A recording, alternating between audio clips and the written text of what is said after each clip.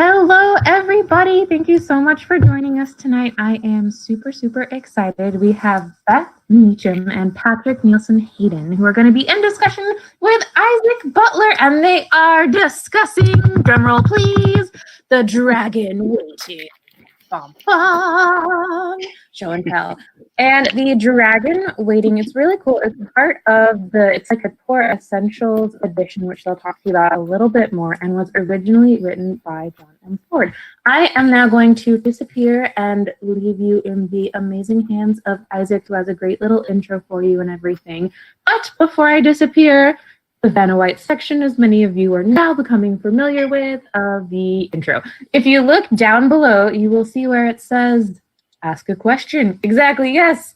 And as it would imply, if you have a question, which you should, because questions are what make events so much fun, make sure that you ask the question right down there. They will be answering your questions more towards the end of the event. And also, the best way to celebrate a new book is to purchase it if you ask a bookseller. I know, it is a biased opinion, but that is the advice I do have to give for you. And if you would like to purchase The Dragon Waiting in its awesome new edition, there's also going to be a Buy the Dragon Waiting button right down there. So I'm going to go ahead and pass it on to Isaac, and I will see you guys at the end of the event. Hi, everyone. Thank you so much for coming to this event. I'm just so excited that this book is finally back in print and that we are here to talk about it with all of you. We're going to talk for about 30 minutes, and then we'll take about 15 minutes of audience questions, probably. It's probably how it's going to shake out. And then you can go buy the book from the mysterious Galaxy Bookstore. So again, my name is Isaac Butler. The reason why I'm here moderating is a few years ago, a friend of mine gave me a very out of print fantasy alternate history retelling of the Wars of the Roses called The Dragon Waiting, and she said, read this, you're going to love it. He's my favorite writer. No one's ever heard of him. He's been out of print forever. And I set out to find out why he had been out of print for so long. And it was a long and complicated story, but among many wonderful things, it introduced me to Patrick and Beth. And it kicked off a whole series of events that have culminated in this book. And over the next few years, we hope the rest of his work coming back into print thanks to the good people at Tor. And so we are here tonight to celebrate the work and life of the great John M. Ford, who for the rest of the evening, and I hope this won't be too confusing, we're going to call Mike. That's because his friends called him Mike, even though the M in his middle name actually stands for Milo. Mike also enjoyed working references into the two other famous John Fords, the movie director and the Jacobean playwright, into his writing. And that sense of dense reference as well as gamesmanship those are two of the real hallmarks of his style. It's one of the things that you can trace through Mike's writing, even though he wrote in many different forms and genres and even media. I have to level with you. I spent 2 years researching Mike and his work, and that was over a while ago. And just like a month ago, I found new stuff that I didn't know that he had written, because someone had an old role-playing game magazine. He had written a module for like a Trucks on the Moon RPG that I had never heard of. Yeah, anyway, notoriously, Mike kept stuff like that, projects like this, from his editors, so they wouldn't yell at him for working on obscure game modules when he was supposed to finish his current novel. So nobody ever knew everything Mike was doing. Yeah, exactly. He wrote some amazing paranoia modules. Yes.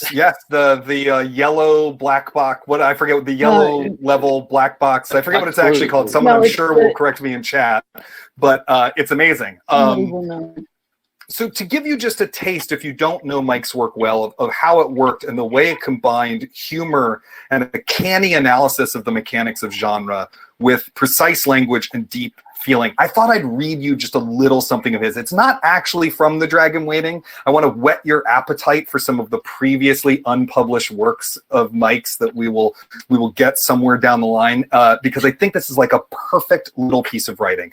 Mike wrote a cycle of sonnets called SF cliches, sci-fi cliches.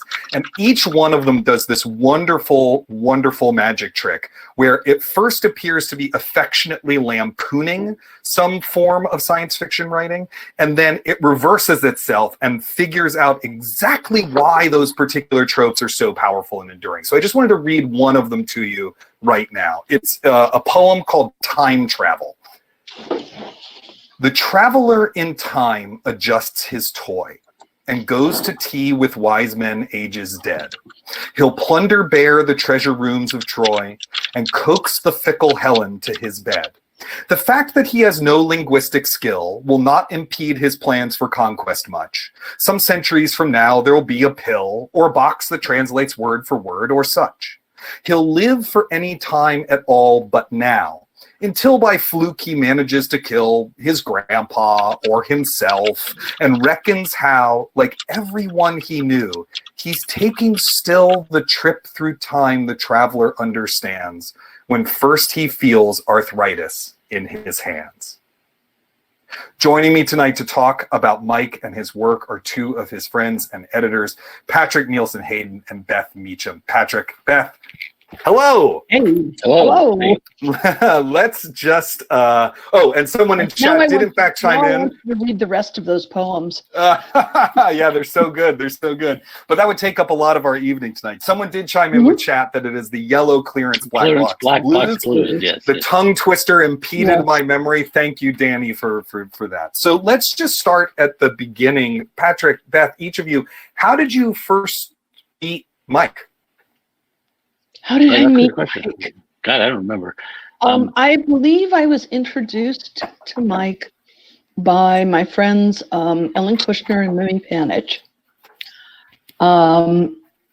Mimi, this was back in, gosh, it must have been like 81, maybe. And Mike was working on, at that point, The Dragon Waiting. And Mimi was, it has to be about 81 or 82. And Mimi was David Hartwell's assistant at Timescape at that point. And she was, in fact, working with Mike on the book.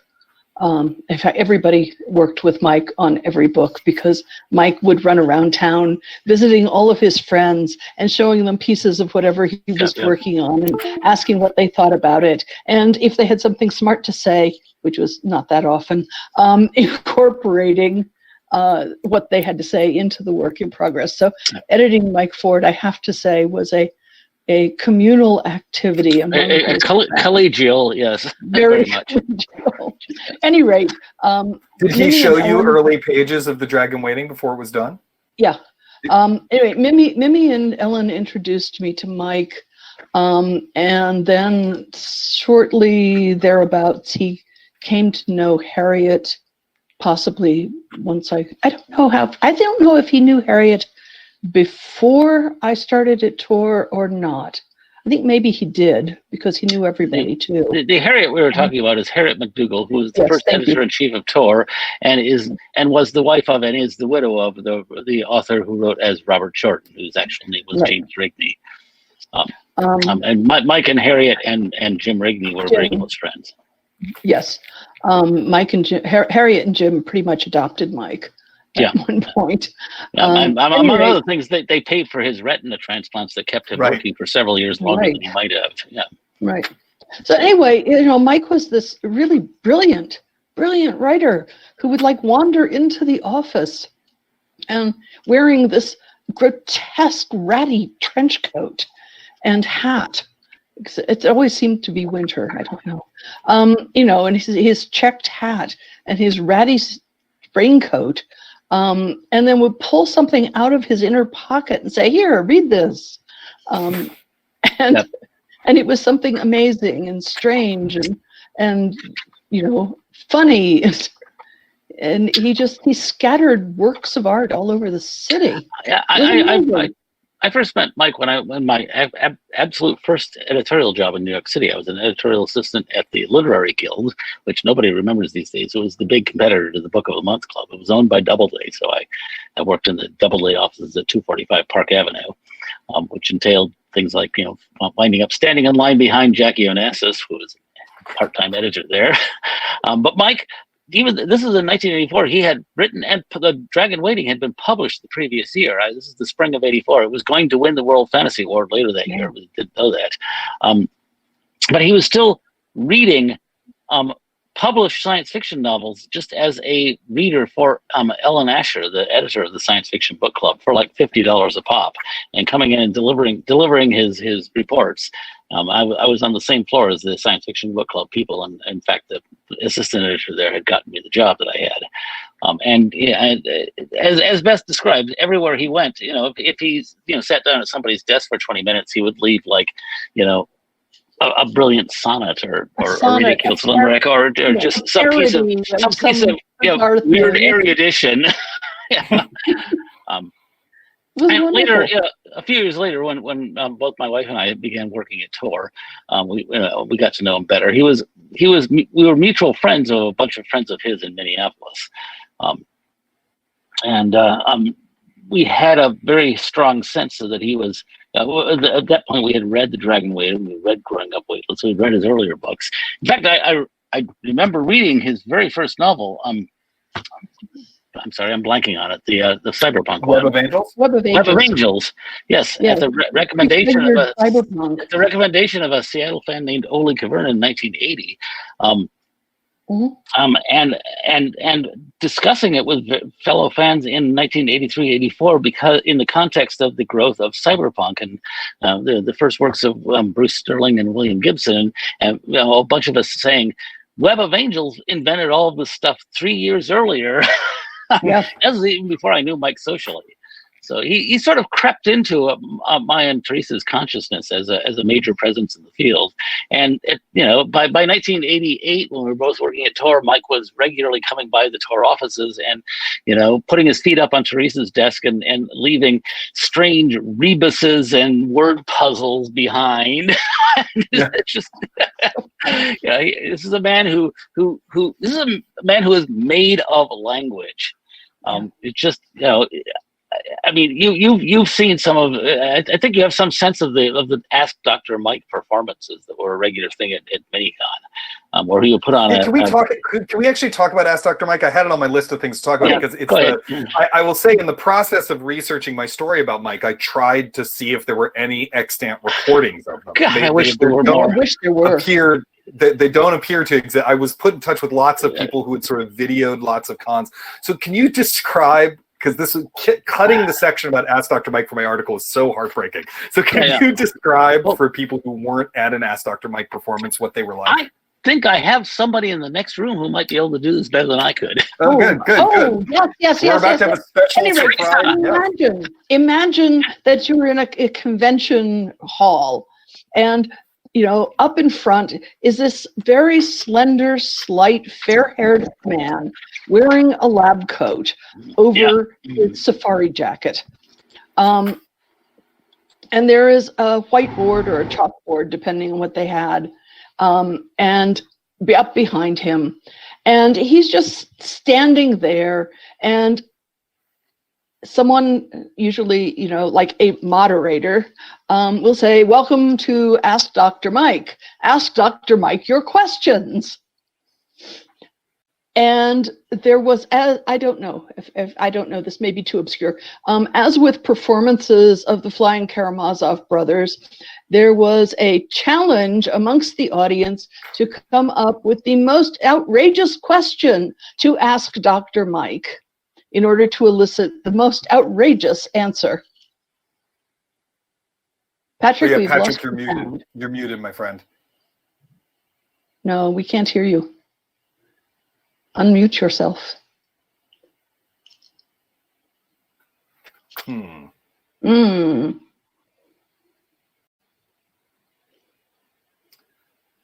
Let's see. Oh, if you mouse over your own picture, you'll see a little microphone thing in the picture that you can click on, and it should click your mic on. But we cannot do that. Sorry, everyone, technical difficulties. Can you mouse over your window? All right. Well, let us. Unfortunately, I am not capable of mimicking a Dr. Mike answer, because I am not that clever. So I'll tell. While we wait for Teresa. Patrick to reconnect, while we wait Teresa for Patrick to reconnect, the one that Okay. Hey, you're back. Audible? Yes. Okay, There you I'm are. There, you're move good. this from my earpods to my computer speakers. Where in the interface for this wretched program is that possible? If you go to the gear where it says change camera mic, Gear. mouse over your own image. Mouse over your own image. You'll see a I'm seeing gear. that. Okay, Oh wait, there is. There's all sorts of stuff. Okay, It says change camera mic, and then that should allow you to do it. I'm not seeing my own image. You don't see your own picture. Oh, I see. Okay, I'll give her. Got it. That gear. Got it. Change camera mic. Sorry about this, folks. So yeah. Okay. The wonderful new world we live in. I feel like Mike himself would improvise a poem about the technical difficulties. Would improvise a poem, or he would give us a long and complex explanation of how the phlogiston. We can hear you. Can you hear us? Would explain how the phlogiston was working to impede Patrick's speech. Yeah, exactly. I am pretty sure. Patrick, can you hear us? Oh, okay. We're still trying to figure this out. Apologies again. Imagine Dr. Mike at his whiteboard drawing a diagram of the connections and this strange device we are using to communicate. Yeah, exactly. So we can hear you. Can you hear us? Yes. Can you hear us? Yeah, great. But bringing Teresa into this is totally not going to work. This is just not. Okay. Does not allow me to shift to using the MacBook's actual microphone and so forth. So you can stand behind you and just tell them. She can whisper it in your ears. Like, now you can. To tell you what, I'm going to put the earpods on her, and she can describe how to that microphone. Amazing. So we now have a special guest, Teresa Nielsen Hayden, from far away, who's going to tell us about the Ask Dr. Mike performance. I'm not sure. Somebody say something. Hey, Teresa, can you hear us? Hello, Teresa. Can you hear us? Teresa, can you hear us? Teresa? Calling Doesn't sound Teresa. Tucson to Teresa. It was coming through for me. It likes you better.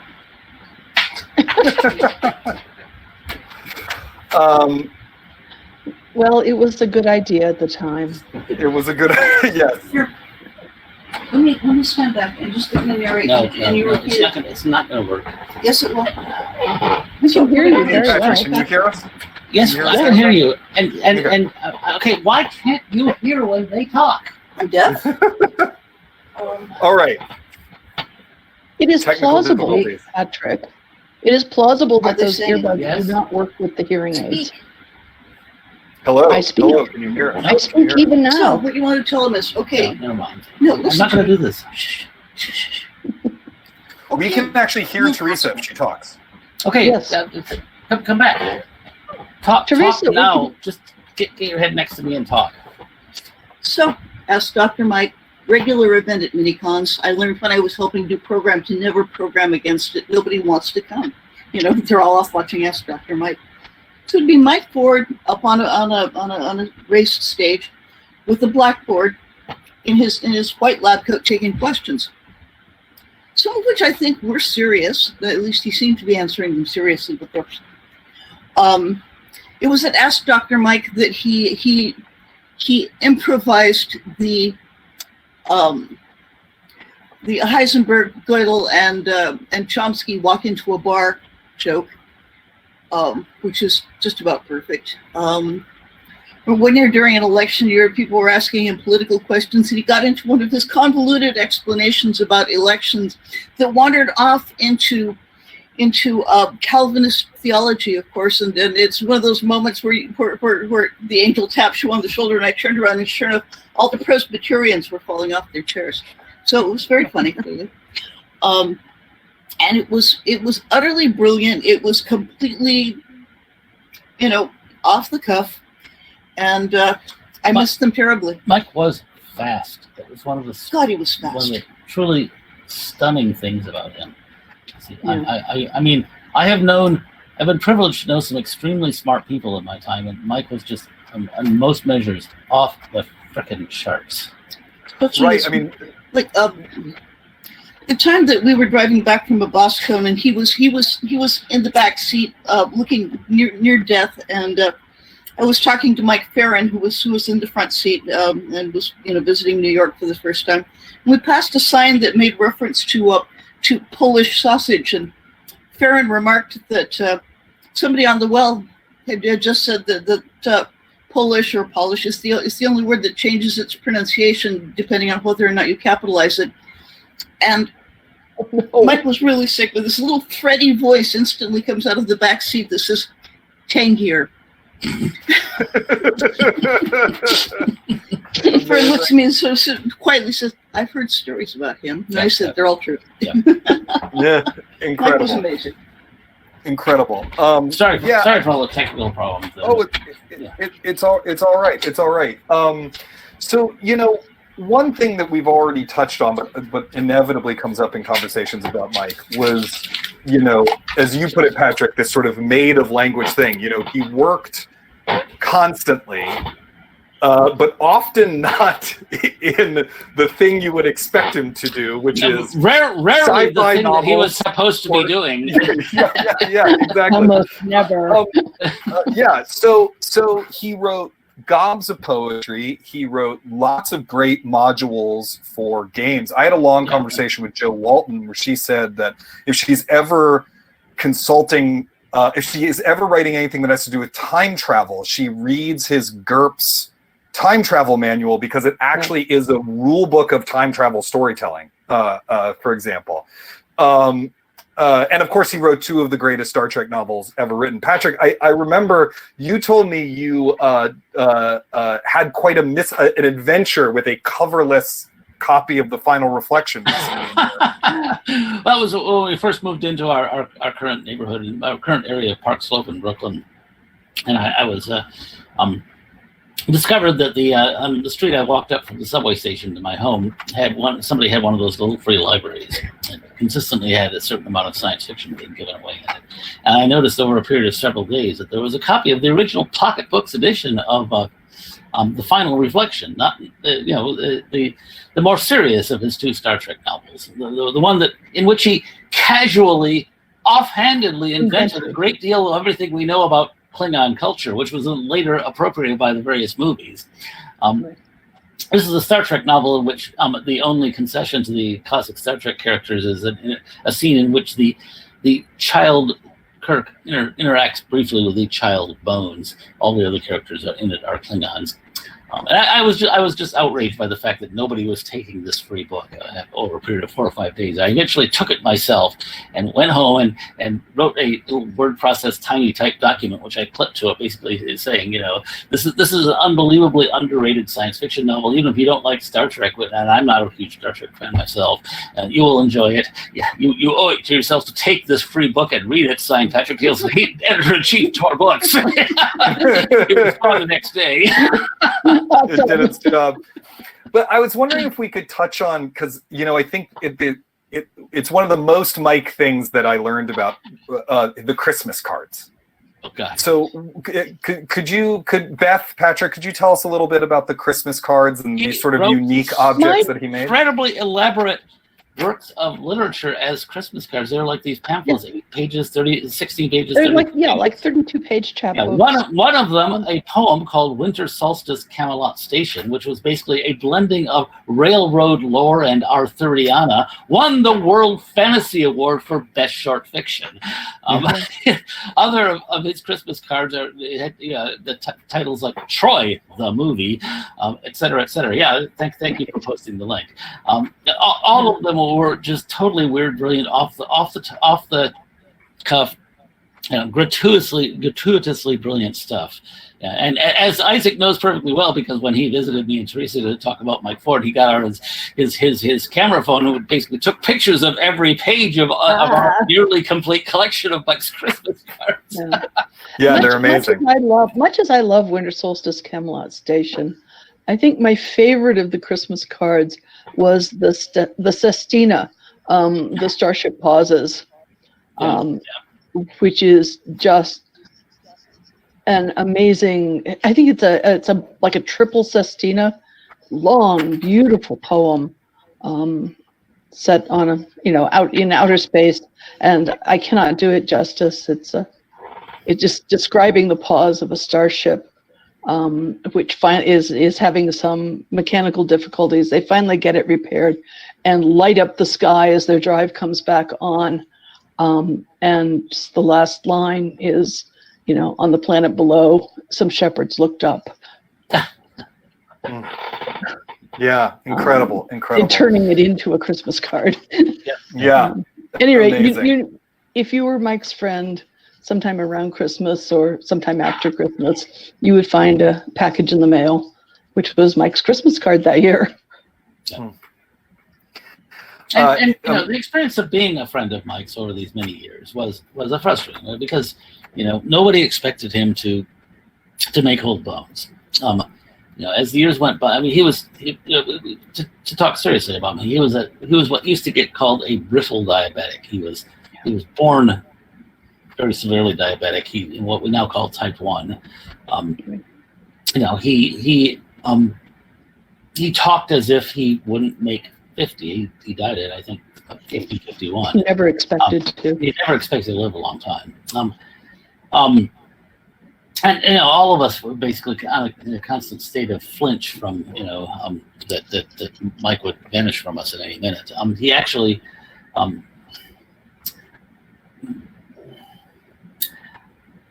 it's Teresa's theory that he basically expected to fade out painfully and with a lot of disability, which is why he did not provide for draft up a fully legal will and all that stuff, as a lot of diabetics do. Instead, he fell over with a massive heart attack, which is not what he expected.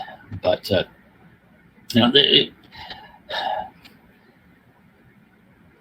it was emotionally draining being a friend of Mike's sometimes. You always suspected that he was not going to be there the next day, and we tried very hard to, in the words of Warren Zevon, enjoy every sandwich.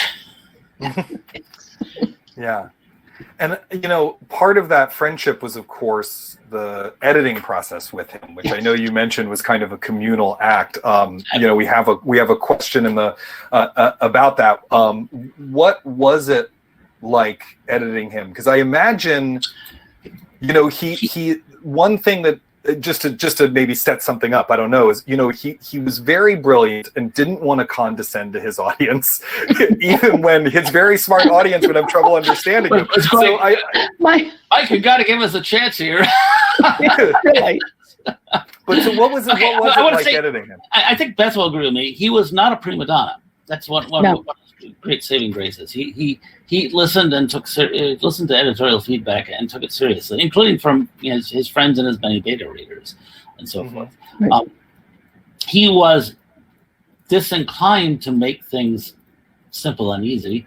When Teresa was one of the editors working on his final novel, The Last Time, she actually got him to confess that he said, "I have a horror of being obvious."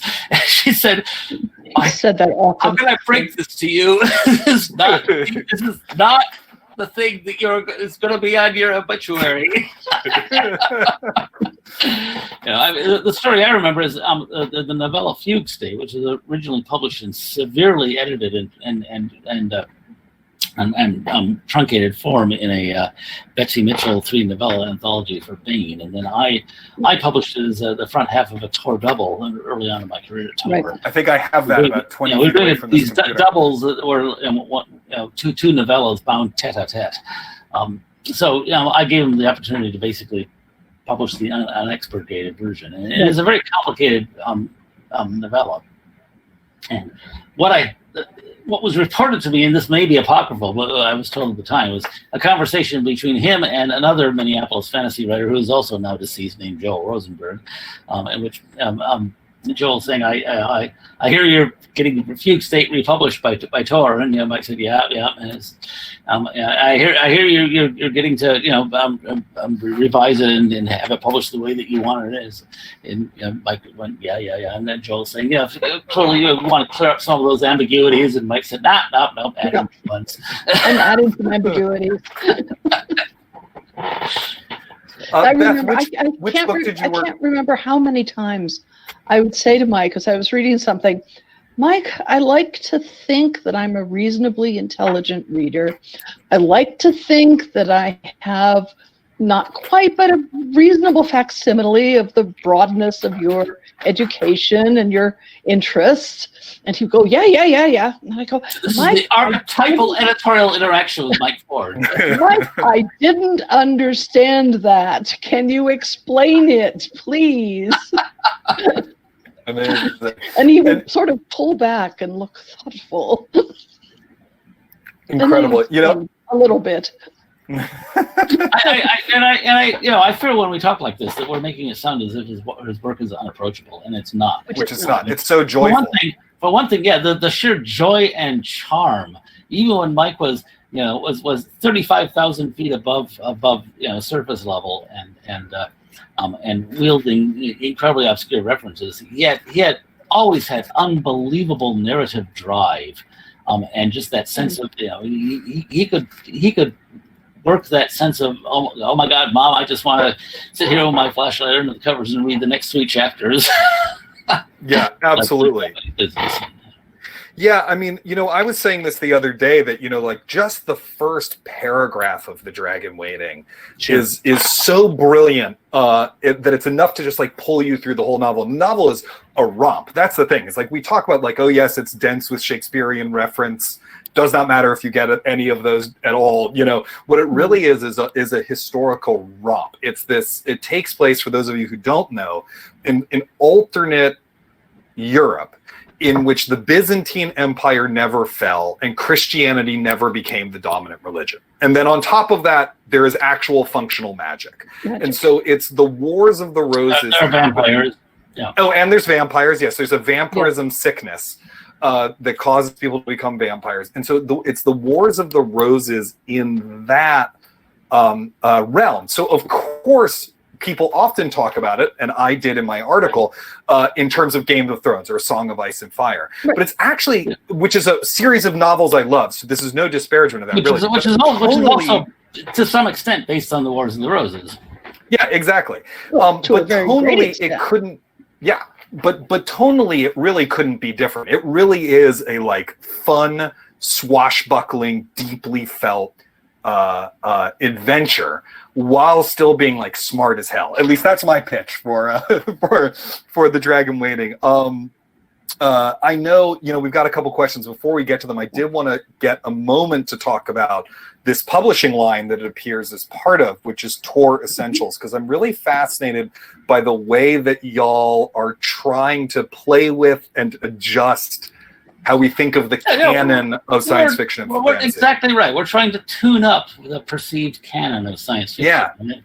Yeah. And to some extent, that's basically saying, it is true there was some important work done back in the 30s and 40s and 50s, and John W. Campbell did some good stuff. But that's not the hot center of what's important about science fiction right now. And most of the science fiction that matters in 2020 has been written since 1980.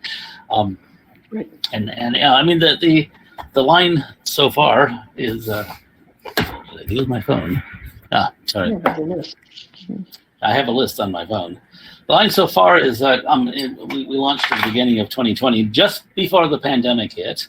It was a great time to launch a new imprint. Big omnibus of Kim Stanley Robinson's California trilogy, The Wild Shore of the Gold Coast Pacific Edge, introduced by Francis Bufford. Maureen McHugh's brilliant China Mountain Jang, Joe Walton's Among Others, Peter Watts's Blind Sight, Werner Vinge's A Fire Upon the Deep, Gene Wolfe's The Wizard Knight, The Dragon Waiting, Susan Polwick's The Necessary Beggar, and most recently, Robert Charles Wilson's Hugo and Its Spin. These are all books from the 80s, 90s, aughts, and the past decade, the teens, the 20 teens. Amazing. We don't rule out the idea of publishing some earlier material. If the Zelazny estate ever gets it together to sell me Lord of Light, it will be a Tor Essential in a hot minute, for instance. Yesterday.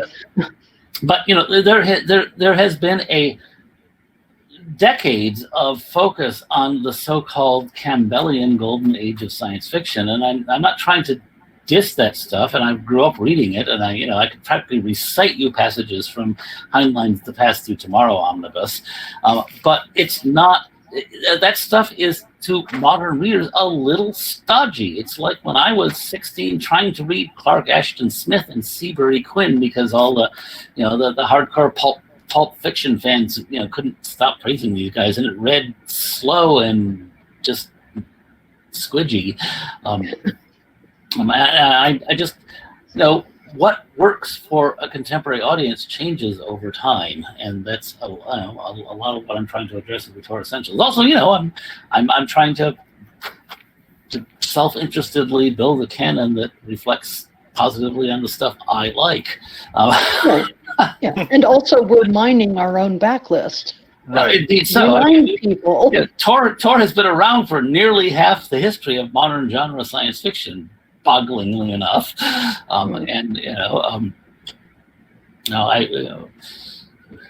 at this point, I think we're entitled to highlight the stuff we've done that is actually important, and we're also, in the long run, we're also acquiring stuff, like the Dragon Waiting, which Tor did not publish in the first place. It was published by Pocket Books. Pocket, yes, yeah, totally.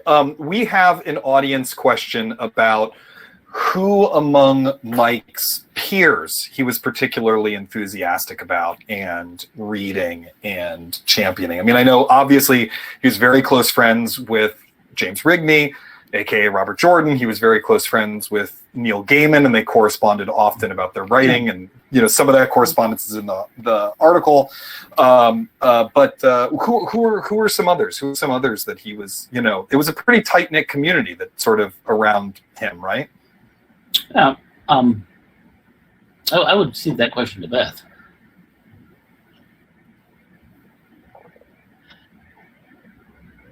Question, because Mike didn't talk up other people's books so much as he talked to those writers, and if he liked the way you wrote, then he would become your friend and get involved in your work in the same way that he wanted people to be involved in his work. A good example of this would be Diane Duane. Yes. Who was good friends with Mike, and their work had on a number of levels had various casual conversations with each other. Star Trek was right.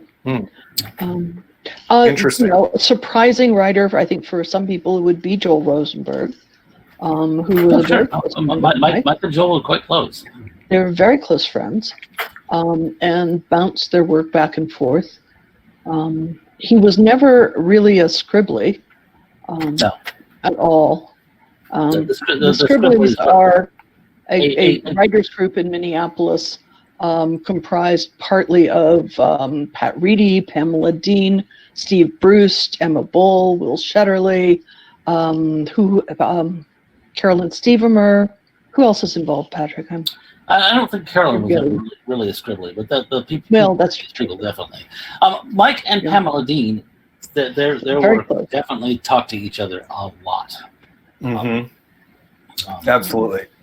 So someone asks, someone has a question about aspects, which is, for those of you who don't know, when Mike, my heart.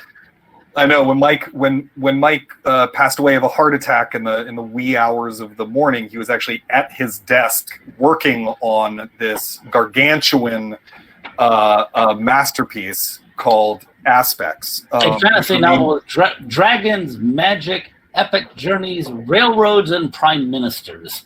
Yeah, yes. Exactly. And so someone wanted to know, Danny, in fact, wanted to know, how much of it is there? That's how much of it. There's your answer, Danny. That's how much there is. There are nearly 140,000 words of it. Finished. And it is not finished, but it is I've got another 20,000 words of it that I'm not going to publish because it was literal first draft, and Mike never let actual first draft out. So I'm respecting his. But it's an actually satisfying reading experience anyway, because it's absolutely so freaking good. Absolutely, it is deep and absorbing and complicated and full of politics and romance and sorcery and railroads and anything you can imagine Mike Ford wanting to play with, he plays with in this book. There is real magic. There is believable emotional magic in a way I've never seen anybody do before, except this. And can I add one thing, that its plot is outlined as a sonnet cycle, so you actually know what the rest of the story will be, because he wrote it as poetry, which is just the most Mike Ford thing. Yes, his proposal for it was going to be a series of books. I mean, this is just not quite all of the first one. He was thinking about at least a trilogy, and he wrote this long 16, I think it's 16, I may be wrong, 16 sonnet cycle as the outline for the series, and that's what he sold it to me on. So incredible. He is amazing. And obviously, when we publish the book, which we are going to be doing in early 2022, it will conclude with the sonnet cycle. It will be introduced by Neil Gaiman. I want to briefly answer the question about whether Mike's diabetes type 1 affected his writing. Yeah. And I think the obvious answer is, of course it did. Mike had an extremely sharp and kind of harsh and stoical view of human mortality and limitation. And all of his work is shot through with it. And I want to use this as a lead into just my own most stunning Mike Ford story, to which I was personally involved. And I published him on several occasions, including his novella Erase Record Play in the First Starlight. But back in 2003, when blogs were a big deal, I had a blog. It was kind of a B-list blog with lots of cultural and political commentary. It was called Electrolyte. And I put up what I thought of as a fairly trivial post. I was linking to a post by a British journalist named Andrew Brown, who had the amusing experience of publishing a book about worms, and having Amazon's metadata get screwed up so that it was listing his book about worms throughout culture, science, and history as a collaboration with John Updike. And I segued from that to posting a few lines from a post by Andrew Brown, who is still a well-known British science journalist, and you can find his stuff on The Guardian. He's a good guy. But he had recently posted a few observations about the terrible and slow death of the friend of a wife. He wrote, this is actually, I'm going to make a point here. When I last saw her in the observation ward next door, she was completely immobile, vegetal in her wheelchair. Now, when she lies in bed, there are fragments of sudden movement, none of which seem to be connected to anything. It is like watching an ocean liner go down as the water floods the different switch boxes.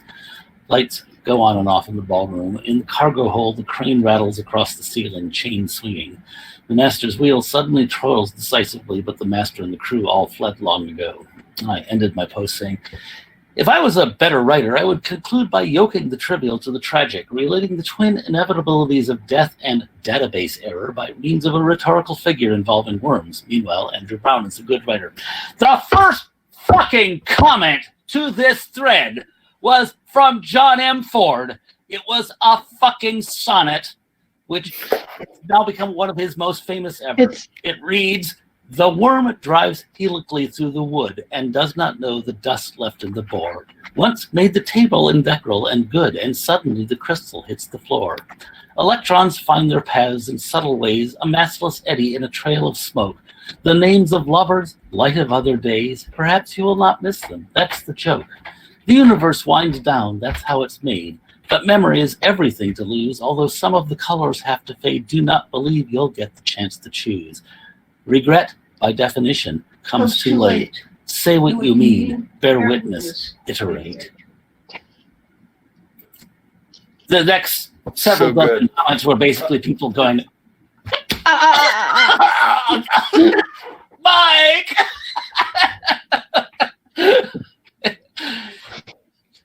Incredible. That piece of poetry. Incredible. A lot of media coverage of his death.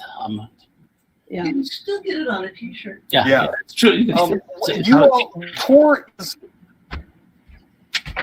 Oh, sorry, Teresa. Yeah, Teresa. Sorry. So Tor is. Tor is. Some internet. The speed of our comment threads was sorry. So Tor is. Time as they came to be later, but it was still starting. Go on. Sorry. Did we lose Isaac? So I was going to say, one of the things that is happening with. Oh boy, that's not good. Can you hear me? We can hear you. You have turned into a blurry little jagged. Okay, hold on. I'm going to toggle my video on and off for just a second. The invisible man. Call it these days. Is that any better? Hello? Yeah, amazing. Okay, great. I was just wondering about whether you could see me or not. I was wondering about the plans for the future with Tor and Mike's work. You are going to do sort of an uncollected writings at some point, right? Yes. The poems and the stuff like that. Yes. We're going to publish. We'll republish He of Fusion, which is the story and miscellaneous and poetry collection we did many years ago when he was still alive. Right, which I edited. Which Beth edited, and we'll do another one which pulls together. We are kind of doing the Mike Ford Library, but it's not complete. We are not doing the stuff that was written in other people's IP. So we're not doing his Leavek material, and we're not doing his Star Trek material because other people own that stuff. And we're not redoing the collection from the end of the 20th century because that's from NESFA Press, the New England Science Fiction Association, and it's never been out of print. You can still buy it. Right. But we are doing all the original novels written in his own IP, and the old story collection reissued and a new one. Amazing. Well, and we're collecting introductions to them from various and sundry stars. I just got an introduction to Growing Up Weightless from Francis Spooford. Amazing. Kind of awesome. He loves the book. He loves Mike Ford. Cross wants to write the introduction to the Scholars of Night and so forth. Wonderful. For those of you who haven't read Growing Up Weightless, it's like the easiest way I can describe it is it's like Stand By Me on the Moon. It is every bit. Description. Also, the fact that it's told in a single uninterrupted take. Yeah. Yes. It's like one of those movies that's one scene, no breaks. Yeah, exactly. I mean, there is a sort of formal, again, this makes it sound hoity-toity or unapproachable, but all of his books have some pleasurable, deeply pleasurable, formal gambit in them. Exactly. And the Dragon Waiting is a wonderful, wonderful place to start. And for those of you who haven't gotten it yet, I hope you get a chance, to check it out soon, because it's a wonderful introduction to his work, and I'm just so glad it's back in print, and so grateful to you both for doing that and for coming here and joining me to talk about it. And also, I wanted to add that making this happen. The book also has an extremely enjoyable and wonderful introduction written by Scott Lynch, who I believe is with us today. Is working behind. Hello, Scott. Yes, Scott, if you're still here on the chat, hello. It is an amazingly wonderful introduction. It's like a beautiful lyric essay about Mike's work. Yeah. It's incredible. A great deal of Scott's introduction is basically about the experience of other working writers, including brilliant genius writers, watching Mike, and basically how would you put it, Beth? Trying to figure out how he does it. Yeah, how the hell did they get away with that? And wondering whether they should just trot themselves off to the glue factory. Well, thank you all once again. I hope you all pick up The Dragon Waiting. It's become one of my favorite novels, and in a very odd way, changed my life, and I hope it will for all of you too. So, thank you all very much.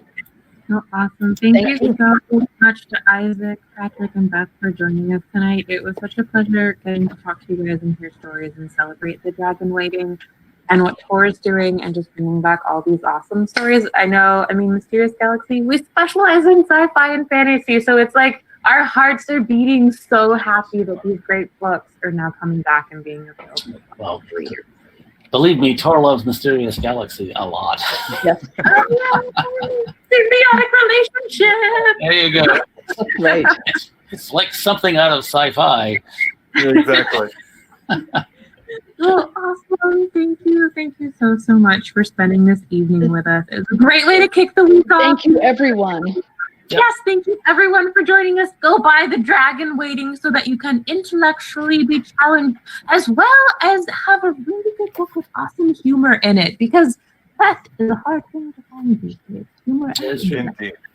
And we will go ahead and say good night to you all, and thank you so much. Goodbye. Thank you. Good.